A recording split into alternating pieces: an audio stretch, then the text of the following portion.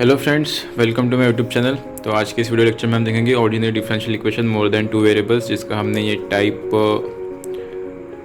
1 देखा था। हमने ये जो कि टाइप क्या था, d x by p equal to d y by q equal to d z by r. इसकी हमने मेथड 1 प्रीवियस वीडियो लेक्चर में देख चुके थे। आपने देखी नहीं होगी तो आप जाके देख सकते हो। हम सेकेंड और थर्ड मेथड की इस वीडियो लेक्चर में बात करेंगे कि इस टाइप की डिफरेंशियल इक्वेशन को सॉल्व करने के लिए कौन सी और दो मेथड्स है।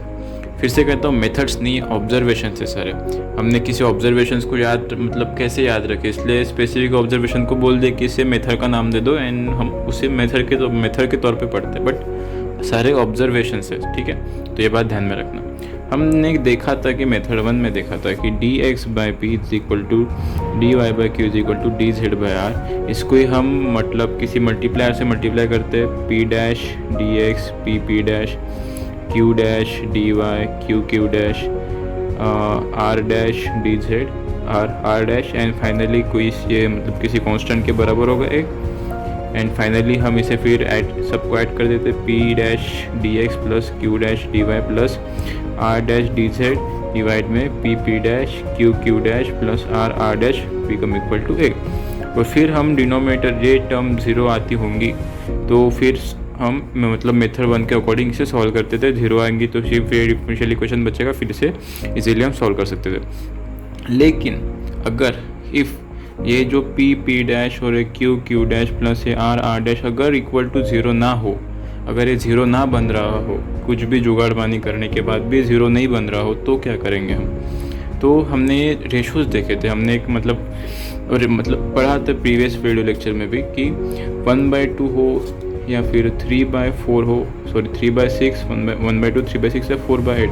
अगर ये तीनों रेशो दिए मेरे पास तो इनका एडिशन, न्यूमरेटर डिनोमिनेटर का एडिशन करो मैं 1 3 + 4 2 6 + 8, या फिर सब्ट्रैक्ट कर दूँ 1 3 - 4 या 2 - 6 - 8। इसका भी कितना आएगा, इट्स 8/16 एंड इट्स -6/-12, यानी कि ये 1/2 के बराबर है। ओरिजिनल रेशो इसके बराबर आएगा ऑब्वियसली। सो हमने एक बात यहाँ से सीखी थी ये, या फिर हमें बोल सकता हूँ कि जो 1/2 है और ये 3/6 है, इन दो रेशो का एडिशन भी अगर एडिशन करूँ, या फिर 1 + 3 2 + 6 या फिर 1 - 3 या 2 - 6, ये भी 1/2 के, यानी कि जो 4/8 जो ओरिजिनल थर्ड रेशो है इसके ही बराबर आएगा।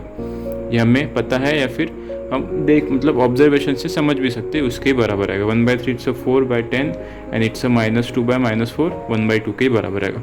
सो इस बार हमें क्या करना है कि हमें दो रेशोज़ के, ये जो d x by p d y by q d z by r दिख रहा है ना, यहाँ पे नंबर्स दिए इसलिए थोड़ा सारी बातें कैंसिल हो रही है। बट जब हम ग्रुप वेरिएबल्स के टर्म में जब ये रेशोज़ हम ऐसे ऐड करेंगे, दो रेशोज़ को ऐड करके देखेंगे जो थर्ड रेशो के बराबर होगा।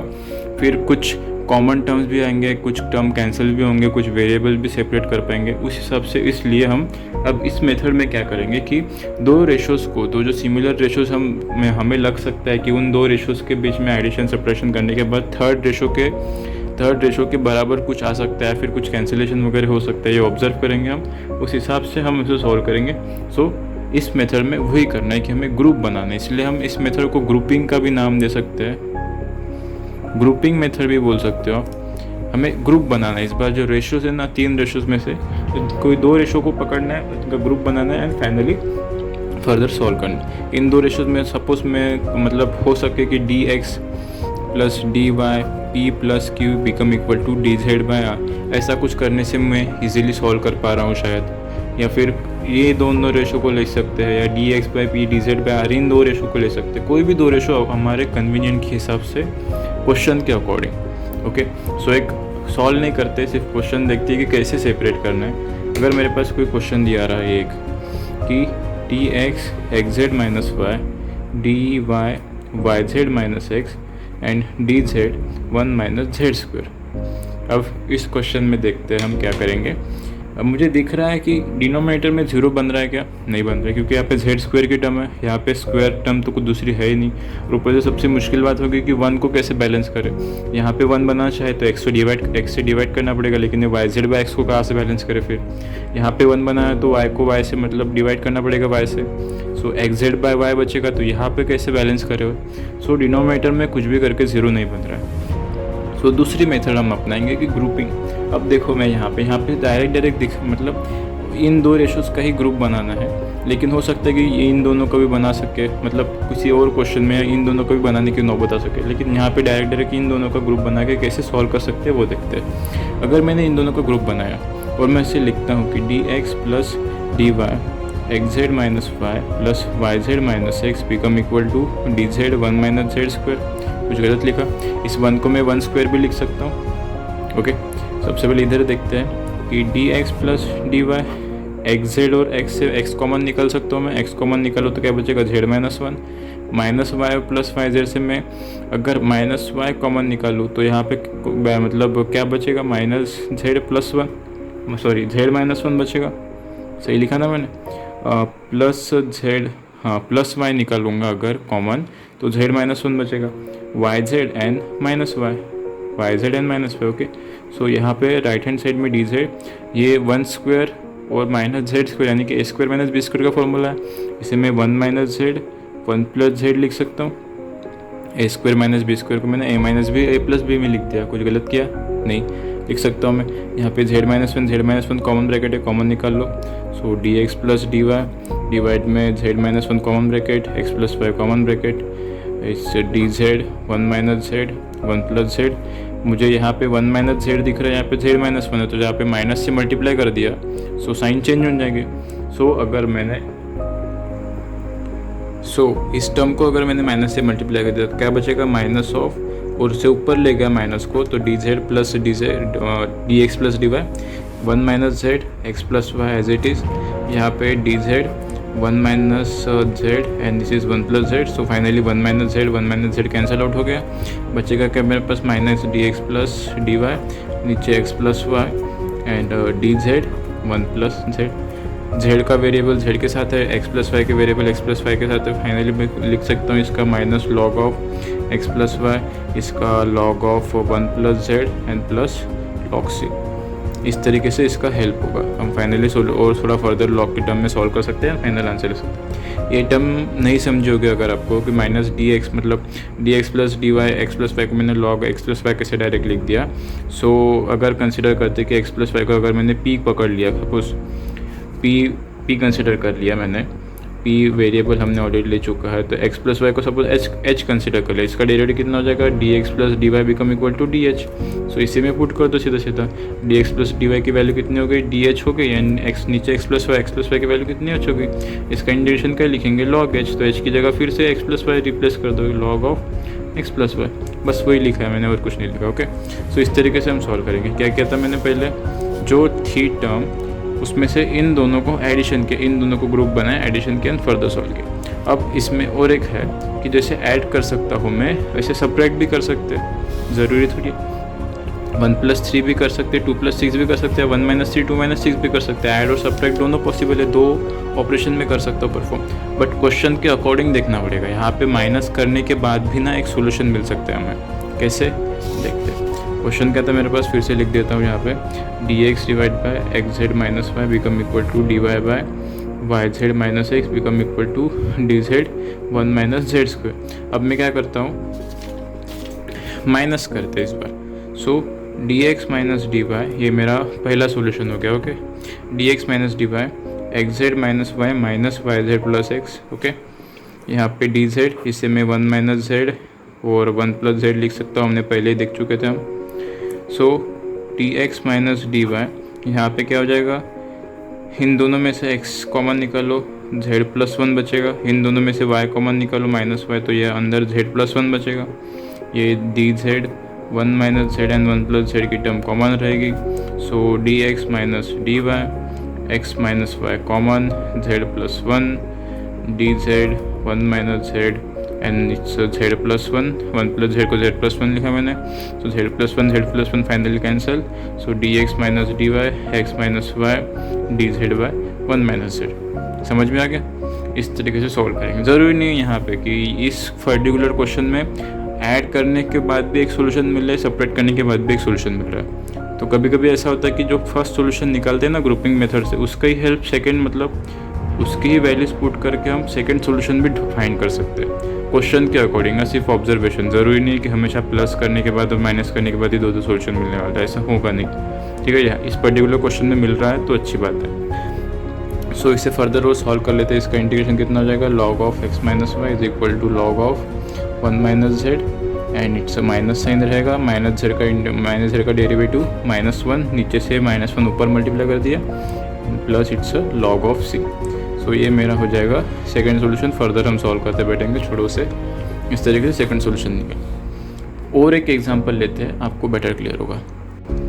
तो ये दूसरा एग्जांपल देखते हैं। कह दिया है d x by y bracket में x plus y plus a z, ये ए है, okay, a z d y divide by y x plus x bracket में x plus y minus a z d z z x plus y. Okay, so यहाँ पे मुझे दिख रहा है कि डिनोमिनेटर में ज़ीरो कुछ बनेगा नहीं, क्योंकि जेड एक्स की टर्म है, जेड एक्स की टर्म को बैलेंस करने के लिए कोई टर्म मिलने मतलब है नहीं, और हम कहीं बना भी नहीं सकते। जेड से मल्टीप्लाई करेंगे तो यहाँ पे एक्स जेड एक्स मिल जाएगा, उसके साथ वाई भी मल्टीप्लाई रहेगा, यहाँ पे भी जेड एक्स मिल जाएगा, लेकिन यहाँ पे एक्स स्क्वायर ज़्यादा हो जाएगा। सो कुछ डिनोमिनेटर में ज़ीरो बनेगा, ईजीली हम देख सकते हैं चीज़ें। ओके, सो ग्रुपिंग देखते हैं अभी। ठीक है, अब ग्रुप किसका बनाना है वो भी आप समझ जाएंगे, क्योंकि यहाँ पे प्लस ए जेड दिख रहा है, माइनस ए जेड दिख रहा है, मतलब कुछ ना कुछ लॉजिक पहले ही दे चुके हैं कि इन दोनों का ग्रुप बनाना है हमें। क्वेश्चन में ही दिया रहेगा, आपको पता ही चल जाएगा कि कुछ ना कुछ दिया रहेगा। इन दोनों का ग्रुप बनाएंगे, देखो x z x plus y, ये ब्रैकेट भी कॉमन है, कॉमन ब्रैकेट आ जाएंगे, यहाँ से कैंसिल आउट भी हो जाएंगे, डी जेड जेड ही बचेगा। यहाँ पे हो गया क्वेश्चन सॉल्व। दिख ही रहा है सब में कि ये दोनों का ग्रुप बनाना, फर्दर सॉल्व करना है। देखते कैसे अभी आगे। इन दोनों का ग्रुप बना है, so d x plus d y, नीचे क्या बचेगा y x plus y a z और plus x plus y minus of a z. यहाँ पे कितना बचा, d z z x plus y. Okay, x plus y common bracket common ले लूँगा, और प्लस ए जेड और माइनस ए जेड कैंसिल हो गया, so d x plus d y. नीचे में क्या बचा, y plus x and x plus y. Okay, ये दोनों एक्स प्लस वाई कॉमन निकाले, और यहाँ पे एक्स और वाई मल्टीप्लाई में थे तो वो एक ब्रैकेट में आ गया। Okay, equal to d z z times of x plus y. So x plus y से एक्स प्लस वाई एक ब्रैकेट कैंसिल हो गया, so d x plus d y x plus y become equal to d z by z. हो गए भाई, variables भी separate हो गए, डी एक्स प्लस वाई के साथ एक्स प्लस वाई नीचे है और डी जेड बाई जेड भी है। फाइनली बाय इंटीग्रेशन इसका कितना हो जाएगा, log of x plus y is equal to this is log z and plus log of C1, कोई मल्टीप्लाई में कंसिडर कर लेते हैं, so log x plus y become equal to log of z C1, so x plus y become equal to z C1। This is my first solution. Okay, so अभी previous video में जैसे हमने देखा था कि एडिशन करके भी एक सोल्यूशन मिल रहा था और सब्ट्रैक्शन करके भी मिल रहा था। ज़रूरी नहीं है आप सब्ट्रैक्शन करके मिलेगा, सो सब्ट्रैक्शन करके नहीं मिल सकता सोल्यूशन। सो हमारे पास जो सोल्यूशन मिल रहा है ऑलरेडी एक फर्स्ट सोल्यूशन मिल रहा है, एक्स प्लस वाई की डायरेक्ट वैल्यू मिल गई, और देखना कि एक्स प्लस वाई तीनों में कॉमन है, तो मैं एक्स प्लस वाई की जो वैल्यू है जेड C1 मुझे मिली, यहाँ पे पुट कर सकता हूँ ऑब्वियसली। सो क्वेश्चन फिर से एक बार लिख देता हूँ मैं, d x y x plus a z equal to d y x plus y minus a z is equal to d z by z times of x plus y की value z C1 put कर देता हूँ, so d x by y z C1 plus a z is equal to d y x z C1 minus a z is equal to d z times of Z into Z C1। Okay, तो ऐसा लिख दिया। अब इसके और further solve करने के लिए मुझे तीनों रेशो की फिर से ज़रूरत पड़ेगी नहीं, क्योंकि अगर मैं इन दो रेशो को कंपेयर करता हूँ, ध्यान से देखना, इन दो रेशो में कंपेयर करता हूँ अगर, सो यहाँ पे भी जेड है, यहाँ पे भी जेड और यहाँ पे भी जेड, तो जेड कॉमन निकाल के वैसे कैंसिल हो जाएगा। इन दो रेशो की सिर्फ स्टडी करता हूँ अगर मैं, सो डी एक्स जेड कॉमन निकाला, वाई C1 प्लस ए बचा यहाँ पे, डी वाई z कॉमन निकाला, x c1 माइनस a बचा यहाँ पे, तो z से z कैंसिल हो गया। फाइनली क्या बचा, dx yc1 plus a, sorry yc1 plus a and dy xc1 minus a बचा। तो यहाँ पे मुझे दिख रहा है कि जो y के वेरिएबल्स है xc1 minus a, c1 a constant होगा, सिर्फ x वेरिएबल है, यहाँ मल्टीप्लाई में मतलब कर ला सकते हैं x के वेरिएबल x के साथ, y c1 plus a, c1 और a कांस्टेंट है, सिर्फ y वेरिएबल है तो y के साथ ले जाओ यहाँ पे।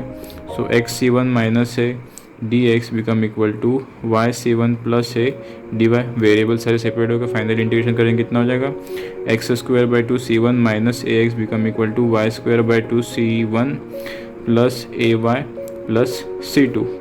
ओके, सो एक्स स्क्वायर की क्या कर सकते हैं यहाँ पे, एक्स स्क्वायर की टर्म और मतलब c1 बाई 2 कॉमन है, c1 बाई 2 निकाल लो कॉमन, c1 बाई 2 कॉमन निकालो तो क्या हो जाएगा, x square minus y square and finally इसको इधर लेके आओ, कितना हो जाएगा, माइनस ऑफ 2a कॉमन, मतलब सिर्फ a कॉमन आ जाएगा, x minus y, x plus y बचेगा equal to c2। Okay, and finally 2 से सबको मल्टीप्लाई कर दो, c1 x square minus y square minus 2a x plus y become equal to twice c2, ये constant है तो कोई फ़र्क नहीं पड़ेगा यहाँ पे। x प्लस वाई की हमने वैल्यू पे अभी निकाली थी, कितना निकाली थी, zc1, तो यहाँ पे फुल से पुट कर सकता हूँ मैं x प्लस वाई की value. So x square minus y square को क्या मतलब लिख दे से डायरेक्ट क्या लिख सकते हैं यहाँ पे, ट्वाइस c2, ये प्लस इधर भेज दो, plus twice a x plus y की वैल्यू मैंने zc1 पुट कर दी एंड जो c1 था वो c1 सबके डिवाइड में आ जाएगा। Okay, so x square minus y square ये twice c2 by c1 and plus twice a into zc1 by c1, तो c1 से c1 कैंसिल हो गया। So x square minus y square ये पूरा कोई कांस्टेंट c3 नाम दे देते, प्लस ट्वाइस a z। सो this is the my second solution. Okay, so अभी हम देखते हैं थर्ड मेथड। हमने दो मेथड देख चुके थे, एक पहले मेथड थी मल्टीप्लायर कि अगर डिनोमिनेटर में 0 बन रहा है तो, अगर नहीं बन रहा है तो हमने देखा था कि ग्रुप बनाओ, दो रेशियोज़ के ग्रुप बनाओ, तीसरे के इक्वल रख दो, कुछ मतलब कॉमन टर्म्स आएंगे, वेरिएबल सेपरेट कर पाएंगे। सो इस तरह से ग्रुपिंग मेथड से हम सॉल्व करेंगे। अब थर्ड मेथड जो है वो है वेरिएबल सेपरेट। अगर किसी डिफरेंशियल इक्वेशन में मेरे पास अगर डिफरेंशियल इक्वेशन दिया रहा कि dx by p is equal to dy by q become equal to dz by r, कोई डिफरेंशियल इक्वेशन दिया रहा और मुझे डायरेक्ट दिख रहा है कि वेरिएबल सेपरेट हो पा रहे हैं। अगर कोई दो रेशोज़ लेता हूँ मैं, dx by P and dy by Q, यहाँ पे अगर p सिर्फ फंक्शन ऑफ y रहा और q सिर्फ फंक्शन ऑफ x रहा, सो इसे मैं dx बाई पी को function of y and dy को फंक्शन ऑफ dq को फंक्शन ऑफ अगर x, अगर सपोज x रहा है ऐसे कोई डिफरेंशियल इक्वेशन में, सो यहाँ पे डायरेक्ट दिख रहा है कि dx के साथ पूरा g ऑफ x का फंक्शन यहाँ पे मल्टीप्लाई में कर सकता हूँ, dy के साथ पूरा f ऑफ y का फंक्शन मल्टीप्लाई में कर सकता हूँ, यानी कि इसे लिख सकते मैं g of x dx is equal to f of y into dy। x के साथ जो x के वेरिएबल्स आ गए सारे, y के साथ y के वेरिएबल्स आ गए, वेरिएबल ऑलरेडी सेपरेट हो गए, then simply by integration and we get the solution. तब पॉसिबल है जब हम वेरिएबल सेपरेट कर पा रहे हैं। डायरेक्ट मुझे दिख रहा है कि वेरिएबल सेपरेट कर पा रहे हैं तो ही ये मेथड हम यूज़ करेंगे। मेथड नहीं है, ऑब्जर्वेशन ही है सारे। दिख रहा है कि वेरिएबल सेपरेट हो रहा है तो हम क्यों किसी मेथड की तरफ जाएंगे, डायरेक्ट वेरिएबल सेपरेट हो रहे हैं, दो रेशो को लेंगे, क्रॉस मल्टीप्लाई करेंगे एंड फाइनली इंटीग्रेशन करके सॉल्यूशन लेंगे। एक एग्जांपल देखते हैं।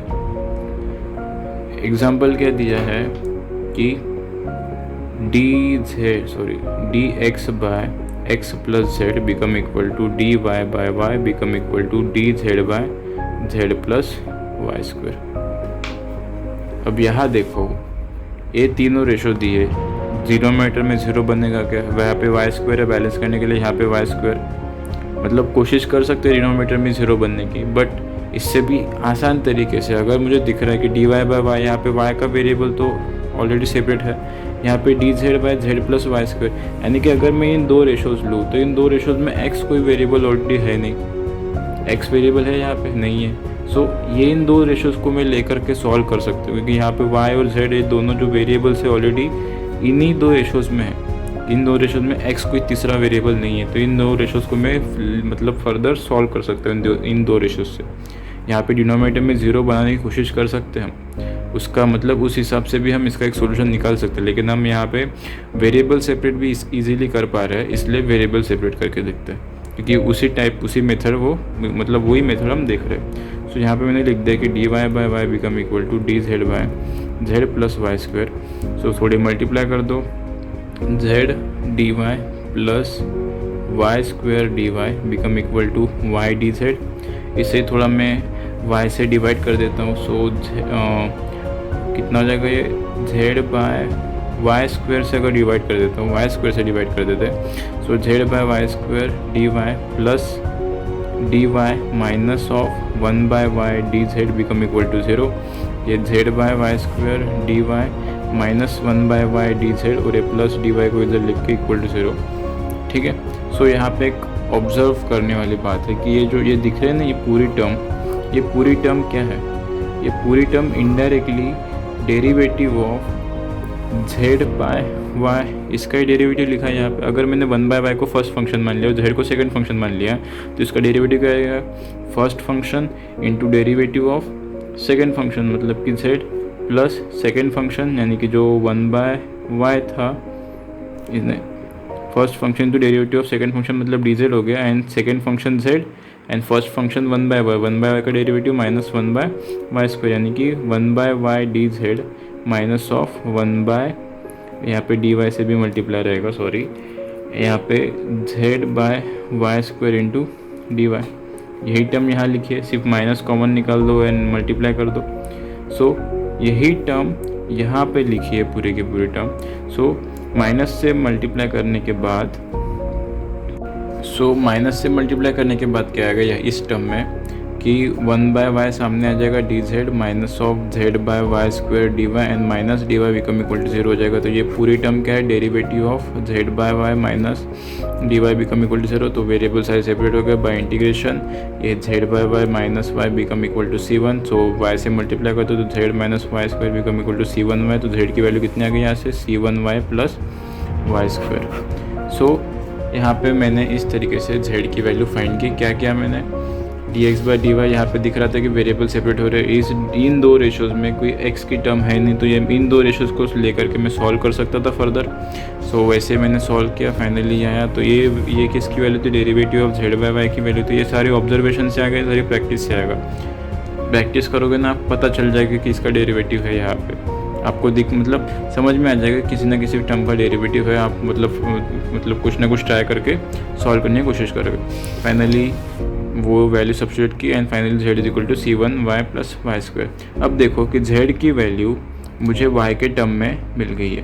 ओके, तो मेरा रेशो क्या था, dx by x plus z dy by y is equal to dz by z plus y square. अगर z की वैल्यू मुझे मतलब कि y के टर्म में मिल गई, तो अगर इसमें z की वैल्यू y के टर्म में निकालता हूँ, तो ये जो फंक्शन x प्लस z है, ये फंक्शन सिर्फ x और y का फंक्शन बन जाएगा और यहाँ पे y का फंक्शन है। यानी कि इन दो रेशो को अगर कंपेयर करता हूँ तो इसमें z की कोई टर्म है नहीं, यानी कि x और y जो वेरिएबल्स थे वो सारे सेपरेट हो गए। लिख भी देता हूँ, dx by x plus z की वैल्यू कितनी थी, c1y plus y square and it's dy by y। तो इन दो रेशोज़ में x और y सारे वेरिएबल्स हैं, z की कोई टर्म नहीं है, तो इन दो रेशोज़ की भी स्टडी करके मैं एक सोल्यूशन निकाल सकता हूँ। क्या करेंगे, y से मल्टीप्लाई, इसी तरह देखना है हमें। ये जो एक सोल्यूशन मिलेगा ना, इस सोल्यूशन को भी प्रीवियस जो रेशोज़ में पुट करके देखेंगे, या फिर हो सकता है इन दो रेशो में कोई मतलब रिलेशन मिल सकता था, कोई और दो रेशो में रिलेशन मिल सकते हैं, फर्दर सॉल्व कर सकते थे। यहाँ पे दिख रहा है सीधा z की वैल्यू पुट करने के बाद वेरिएबल सेपरेट हो पा रहा है, इसलिए वैसा किया हमने। So y dx become equal to x dy plus c1y dy plus y square dy। So ये y dx minus x dy को इधर लाता हूँ मैं, and c1y dy plus y square dy को ऐसे ही रखता हूँ मैं। वाई स्क्वायर से डिवाइड कर दो, क्यों कर रहा हूँ बताता वो भी।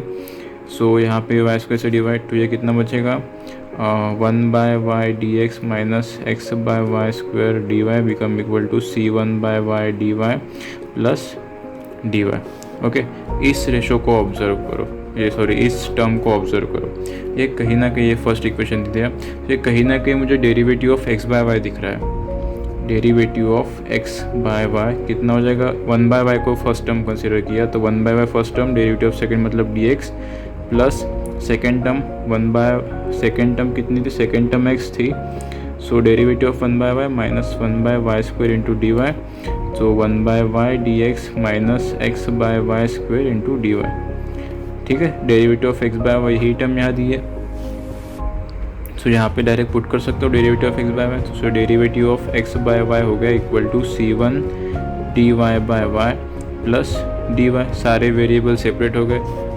फाइनली इंटीग्रेशन इसका कितना जगह, x by y become equal to C1 log y plus y plus c, 2 नाम देते and this is my second solution, या फिर से इक्वेशन थर्ड नाम देते बट ये मेरा सेकेंड सोल्यूशन है एंड दिस इज़ माई, वो कहाँ आया था इसका फर्स्ट सोल्यूशन, ये था मेरा सोल्यूशन नंबर फर्स्ट। सो इस तरीके से हम वेरिएबल सेपरेट करेंगे। अगर वेरिएबल सेपरेट हो पा रहे हैं तो हम देखेंगे कि दो रेशो अगर ले रहे हैं, वाई और जेड के टर्म में रेशो ले रहे हैं, तो इन दो रेशोज़ में कोई एक्स का टर्म नहीं आना चाहिए, या फिर एक्स और वाई का वेरिएबल के दो टर्म ले रहे हैं तो इसमें जेड की कोई टर्म नहीं आना चाहिए। इस तरीके से वेरिएबल सेपरेट करना है। दो वेरिएबल्स का डिफरेंशियल इक्वेशन रहा तो उसको हम इजीली सॉल्व कर सकते हैं। हमने प्रीवियस क्लासेस में हमने वही सॉल्व किया, इसलिए अगर वेरिएबल सेपरेट हो पा रहा है तो वेरिएबल सेपरेट करने की कोशिश करेंगे। इस तरीके से हमने अब तक 3 मेथड्स देखी। कौन सी मेथड देखी, सबसे पहले मल्टीप्लायर, उसके बाद ग्रुपिंग एंड उसके बाद वेरिएबल सेपरेट करने की। अब ये तीनों मेथड पढ़ाने के बाद सारे न्यूमेरिकल्स लेने चाहिए थे कि आपको वो कौन सी मेथड से करेंगे वो समझना परखना आना आ जाता था। ऑब्जर्वेशन कैसे करते थे वो देख पाते थे, लेकिन एक एक मेथड करके भी हमने देखा, कोई बात नहीं। अब हम जब क्वेश्चन आप जब सॉल्व करोगे तब सबसे पहला काम हमारा यही रहेगा कि डिनोमिनेटर में p dash plus q dash plus r dash become equal to 0, ये बन पा रहा है तो बहुत अच्छी बात है। उसके बाद कोई दो रेशोज़ लेकर के अगर किसी तीसरे रेशो के बराबर कर देंगे, या फिर एक करने के बाद कुछ जुगाड़बानी करके कोई टर्म कैंसिल हो रही है, वेरिएबल सेपरेट हो पा रहे तो हम ग्रुपिंग मेथड करेंगे, या फिर मुझे डायरेक्ट ही दिया है कि dx by g of y become equal to dy by h of x। यहाँ पे x और y दोनों वेरिएबल ऑलरेडी सेपरेट होकर मुझे दी गए हैं डिफरेंशियल इक्वेशन में, तो वेरिएबल सेपरेशन मेथड से हम सॉल्व करेंगे।